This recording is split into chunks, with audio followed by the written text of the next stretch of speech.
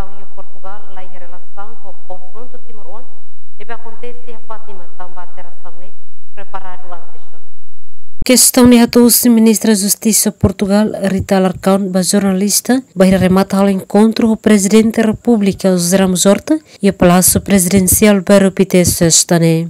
Ministra da Justiça hateten alteração lei imigrante ne behalo e Lorontolo, Fulanzunho e Portugal, em relação ao confronto entre a jovem Timor-One e a Fátima Portugal, mas a alteração é preparado antes zona.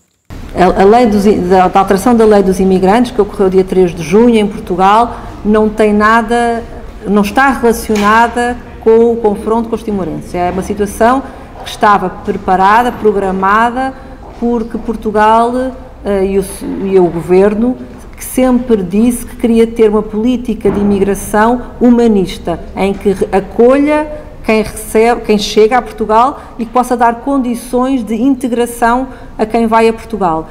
E o que se está a passar em Portugal, infelizmente, é que quando o Governo tomou posse, deparou-se com uma situação de um grande atraso na atribuição de vistos, de muitas pessoas que estavam a chegar a Portugal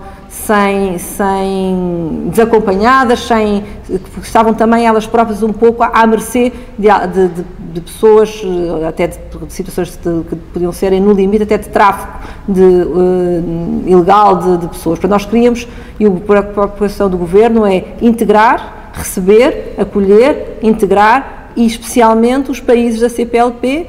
O documento que está preparado e que foi preparado pelo Governo diz especificamente que vai reforçar os vistos da CPLP.